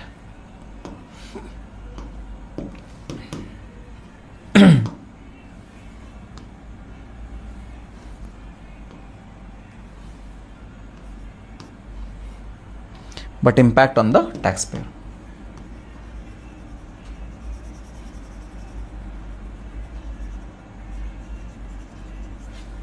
तो इंपैक्ट पड़ेगा भाई टैक्स पेयर पे और बर्डन पड़ेगा इंटरमीडियरी पे। तो जो टैक्स पे करने की जिम्मेदारी होगी वो इंटरमीडियरी की होगी और जो बर्डन बेयर करेगा वो भाई टैक्स पेयर होगा। ठीक है, then levied on goods and services. Goods and services पे लेवाई किया जाएगा भाई हमारे इंडायरेक्ट टैक्स जीएसटी जो है गुड्स एंड सर्विसेज पे लेवाई किया जाएगा, for example GST, custom duty etcetera. अब very very very very very important, अपने दोनों कान ऐसे ऐसे ऐसे पकड़ लो, कोई बात नहीं, घर वालों को देखने दो क्या हो गया, पागल हो गए, कैसे अजीब अजीब सी हरकतें कर रहा है। सब स्टूडेंट्स को दोनों कान ऐसे पकड़ने हैं, इमोजी बना के भेजो, ईयर वाला इमोजी बना के भेजो चैट बॉक्स में, और दोनों कानों को ऐसे कर लो। ऐसे करने से क्या होता है, पीके, जैसे पीके मूवी आई थी ना उसमें दोनों कान ऐसे थे पीके के, वैसे कान कर लो। कान खोल के सुनना इसको कहते हैं। ठीक है, वेरी वेरी इंपॉर्टेंट डिफरेंस कि जो डायरेक्ट टैक्स होता है वो प्रोग्रेसिव होता है, इनडायरेक्ट टैक्स जो होता है वो रिग्रेसिव होता है। सबसे पहले ईयर ऐसे करो, सबसे पहले ईयर ऐसे करो, सब स्टूडेंट्स ईयर ऐसे करो, सब स्टूडेंट्स के ईयर ऐसे रहेंगे, बिल्कुल, वेरी गुड। खुशी ने कान भेज दिए बना के, नीलांजन ने भी भेज दिए, नीलांजन के कानों पे तो मशीन भी लगी हुई है सुनने वाली, वेरी गुड। कहाँ कहाँ से लाते हो इतने इंटरेस्टिंग इमोजीज तुम लोग। ओ दिया गोयल ने तो बिल्कुल ही ऐसा मंकी भेजा, इसके कान ऐसे हुए। Very good, perfect. ठीक है, तो भाई direct tax is progressive in nature, indirect tax is regressive in nature. बहुत इंपॉर्टेंट है, जरा सुनना, बहुत इंपॉर्टेंट है भाई, जरा सुनना। मेरा तुमसे एक सवाल है, क्या सवाल? सुनो, क्या ऐसा हो सकता है, क्या ऐसा हो सकता है कि मान लो कभी आपने सुना होगा नाम अनंत अंबानी का, है ना। मान लो अनंत अंबानी साहब हैं, अनंत अंबानी टूथपेस्ट लेने जा रहे हैं सुपरमार्केट। ठीक है, अनंत अंबानी जब वैसे सर अनंत अंबानी वैसे टूथपेस्ट लेके जाते नहीं होंगे, वो तो अपने नौकरों को भेजते होंगे लेने के लिए। चलो कोई बात नहीं, एज्यूम कर लो अनंत अंबानी टूथपेस्ट लेने जा रहे हैं सुपरमार्केट और टूथपेस्ट का प्राइस है 40 रुपये। ठीक है, और जो जीएसटी उस पर लगेगा वो लगेगा 8 रुपये का। ठीक है, अब भाई मेरे से जीएसटी चार्ज हुआ 8 रुपीज़ का। ठीक है, मैं एक छोटा मोटा सा टीचर, है ना, मेरी इनकम तो कुछ भी नहीं है एज कम्पेयर टू अंबानी, है ना। और अंबानी जब जा रहे हैं उनकी इनकम तो भाई आपको पता ही है, एक एक दिन में वो 80-80 करोड़ रुपए, 100-100 करोड़ रुपए पर डे का वो लोग कमा रहे हैं। तो क्या ऐसा हो सकता है कि जो 40 रुपये का टूथपेस्ट है, अगर अनंत अंबानी टूथपेस्ट खरीदने गए तो उनको शॉपकीपर बोलेगा, अरे भाई अंबानी भाई केम छो, मजा में, हाँ सारू छे, जामनगर रिफाइनरी सारू छे, हाँ नीता भाभी सारू छे, मोटा पापा सारू छे। मुझे कुछ उल्टी सीधी गुजराती आती तो है, नहीं आती वैसे। ठीक है, तो वो दुकानदार ऐसे पूछेगा और दुकानदार कहेगा कि आपके लिए जो टूथपेस्ट का प्राइस पड़ेगा वो पड़ेगा 400 रुपये। अनंत अंबानी हैरान, अनंत अंबानी कहता है भाई मेरे लिए टूथपेस्ट का प्राइस 400 रुपये कैसे पड़ेगा? तो दुकानदार एक्सप्लेन कर रहा है 40 रुपीज़ का तो टूथपेस्ट और 360 रुपीज़ का हम आपसे जीएसटी रिकवर करेंगे। भैया आप अमीर आदमी हो, बड़े लोग, आपको पैसे का क्या ही मतलब कमी है, तो आपसे ज़्यादा चार्ज करेंगे। ज़रा चैट बॉक्स में बता दो क्या ऐसा होगा या नहीं होगा, क्या ऐसा होगा या नहीं होगा। तो जो जीएसटी है वो सेम रिकवर होगा हर एक पर्सन से, या उसकी इनकम के अकॉर्डिंग भाई रिकवर होगा? क्या सेम रिकवर होगा कि इनकम के अकॉर्डिंग? पंचाल यश मुकेश भाई कह रहे हैं अरे सर मैं गुजराती हूँ, लेकिन मैं नहीं हूँ भाई, मेरे को गुजराती आती नहीं है, थोड़ी बहुत आती है। ठीक है, आप कोलकाता सिखा दूँ? अच्छा, कोलकाता सिखा दूँ? यस, वेरी गुड, सबका जवाब बिल्कुल सही। नहीं सर, इंडायरेक्ट टैक्स में ऐसा नहीं होता। इंडायरेक्ट टैक्स मतलब जो जीएसटी होता है वो सबके लिए सेम रहता है, which means same tax for everyone irrespective of paying ability. आपकी पेइंग एबिलिटी चाहे जितनी भी है, चाहे आप करोड़पति हो, चाहे आपके पास 100 करोड़ की इनकम हो, जीएसटी का रेट आपके लिए बिल्कुल सेम रहेगा। आप जब कपड़े खरीदोगे, आप जब अपनी ग्रोसरी खरीदोगे, आप जब अपना रोजमर्रा का सामान खरीदोगे, आप जब भी अपना जो भी चीज़ खरीदोगे, अगर जीएसटी का रेट है 18%, आपसे 18% ही लिया जाएगा। जीएसटी का रेट हमेशा गुड्स पे डिसाइड होता है। फलाना फलाना गुड्स, फलाना फलाना सर्विस 18%, फलाना गुड्स 12%, फलानी चीज़ 3%, ठीक है। तो जीएसटी का जो रेट है वो हमेशा फिक्स रहता है और वो आपकी इनकम के ऊपर डिपेंड नहीं करता। आप अमीर आदमी हो तो आपसे ज़्यादा रिकवर होगा, आप गरीब आदमी हो तो कम रिकवर होगा, ऐसा नहीं है। It is same for all, consistent है सबके लिए। जबकि सुनना, ब्यूटीफुल बात अबाउट डायरेक्ट टैक्सेशन, अरे दिल वाला बंदा है, हार्ट वाला बंदा है भाई, दिल है डायरेक्ट टैक्सेशन में। डायरेक्ट टैक्सेशन में क्या दिल है? डायरेक्ट टैक्सेशन में ये दिल है। अगर आपकी इनकम है कम तो आपको टैक्स का रेट लगेगा कम। जैसे मैं आपको एग्जांपल देता हूं, अगर आपकी इनकम है सपोज 2.5 लाख रुपए तक, 2.5 लाख से नीचे, जैसे मेरा एग्जांपल ले लो, मेरी इनकम एनुअल कितनी है? 2.5 लाख से नीचे, तो मुझे 0 टैक्स पे करना पड़ा, मुझे 1 भी रुपए का टैक्स नहीं पे करना पड़ेगा। अगर आपकी इनकम है 2.5 लाख से 5 लाख के बीच में, तो आपको 5% का टैक्स रेट पे करना पड़ेगा। अगर आपकी इनकम है 5 लाख से 10 लाख के बीच में, तो आपको 10% का टैक्स पे, 20% का टैक्स पे करना पड़ेगा। और अगर आपकी इनकम है 10 लाख से ऊपर, तो आपको 30% का टैक्स रेट पे करना पड़ेगा। कितना अच्छा, देखो कितना प्यारा है डायरेक्ट टैक्सेशन। हाय मेरा प्यारा दुलारा, प्रोग्रेसिव टैक्सेशन है भाई, प्रोग्रेसिव टैक्सेशन। प्रोग्रेसिव टैक्सेशन का क्या मतलब होता है? Higher the rate, higher the income, आपकी जितनी ज्यादा इनकम हाई होगी, आपका रेट ऑफ टैक्स उतना ही हायर होता चला जाएगा। अगर आपकी इनकम कम है तो आपका रेट ऑफ टैक्स कम होगा, अगर आपकी इनकम हाई है तो आपका रेट ऑफ टैक्स हाई होगा। ये प्रोग्रेसिव नेचर ऑफ टैक्सेशन है डायरेक्ट टैक्सेशन का। So higher the tax, higher the income. अगर आपकी इनकम हाई है, आपका टैक्स भी हाई रहेगा। तो हम जब भी डायरेक्ट टैक्स की बात करेंगे, मतलब इनकम टैक्स की बात करेंगे, तो उसमें हम बोलेंगे प्रोग्रेसिव इन नेचर। और जब भी इनडायरेक्ट टैक्स की बात करेंगे, it is regressive in nature. Regressive मतलब अरे यार बहुत ही ज्यादा पत्थर दिल इंसान है, अमीरों से भी सेम कलेक्ट हो रहा है जीएसटी, गरीबों से भी सेम कलेक्ट हो रहा है। लेकिन इनकम टैक्स में ऐसा नहीं है। इनकम टैक्स अमीरों से ज्यादा कलेक्ट हो रहा है, गरीबों से कम कलेक्ट हो रहा है। That is the difference between direct and indirect taxation with respect to the type of taxation which is prevalent. ठीक है, बात समझ में आई? जी सर। क्या कहते हैं? Rate of GST is fix by government. बिल्कुल, rate of income tax is also fix by government. भाई इनकम टैक्स का रेट भी गवर्नमेंट ही फिक्स कर रही है। हाँ, गवर्नमेंट इनकम टैक्स का रेट फिक्स करते हुए उसका दिल थोड़ा सॉफ्ट हो जाता है ना, प्यार भरी बातें करती है, मोहब्बत भरी बातें करती है डायरेक्ट टैक्स का रेट डिटरमाइन करते हुए। लेकिन जब इनडायरेक्ट टैक्स गवर्नमेंट डिटरमाइन करती है, कठोर दिल की हो जाती है। वो कहती है ना ना ना, मैं कोई डिस्पैरिटी नहीं करूंगी, जो चाहे आप अमीर हो चाहे आप गरीब हो, चाहे आप 1 रुपए का भी इनकम नहीं कमा रहे, जीएसटी तो मैं इक्वल लूंगी सबसे। जीएसटी को लाएगा। Indirect tax increase with increase income. Very good, Diya Goyal is perfect. Direct tax depend on level of income, higher income lower income then tax is also low. Very good Himanshu की बिल्कुल सही बात। आर इन इट्स प्रोग्रेसिव, ताकि पूर ज्यादा poor ना बन जाए और रिच कुछ ज्यादा पैसे ना अर्न कर। वाओ, आर ने तो बहुत अच्छा भाई कंक्लूजन निकाला है। बिल्कुल, रिच ताकि और ज्यादा रिच ना हो और पुअर ताकि और ज्यादा पुअर ना हो। इस वजह से जो डायरेक्ट टैक्सेशन है वो आपकी इनकम पे निर्धारित होता है। अगर आपकी हायर इनकम है तो आपका भाई टैक्स ज्यादा लगेगा डायरेक्ट टैक्सेशन में, और अगर कम इनकम है तो टैक्स कम लगेगा डायरेक्ट टैक्सेशन में। इनडायरेक्ट में सेम रहेगा। तो वर्ड्स कौन से आपको याद रखने हैं भाई? वर्ड्स जरा चैट बॉक्स में लिख के बताओ। Progressive is equal to DT, regressive is equal to IDT. Chat box में टाइप करके लिख दो यहां पर। प्रोग्रेसिव स्पेलिंग देख लेना, spelling. Progressive is equal to DT, regressive is equal to IDT. Example आपके एग्जाम में आपको याद आ जाएगा, अनंत अंबानी का, जब वो टूथपेस्ट लेने जा रहा है पतंजलि का, तो उसको भाई जीएसटी में कोई डिस्काउंट नहीं मिल रहा। तो इनडायरेक्ट टैक्सेशन में भाई बेनिफिट। सर आपका इनकम इतना कम, आकाश मंडल कह रहा है। और क्या भाई आकाश मंडल, इतना कम ही मेरा इनकम, तो मेरा इनकम टैक्सेबल लिमिट के ऊपर कहां जाता है, क्या करूं? Progressive DT, yes progressive DT, regressive IDT. Very good, सब लिखो, सब राइटिंग में लिखो। देखो राइटिंग लिखने का फायदा बताता हूं तुम्हें क्या होता है। अगर तुम कोई चीज राइटिंग में लिख लेते हो, तुम्हारे ब्रेन में छप जाती है वो चीज और एग्जाम में बार बार रिकॉर्ड होती है। चलो भाई, अब मेरे अंदर का अमिताभ बच्चन जाग गया है। आओ खेलते हैं कौन बनेगा करोड़पति। चलो आओ सब हम मिलके खेलते हैं अब कौन बनेगा करोड़पति।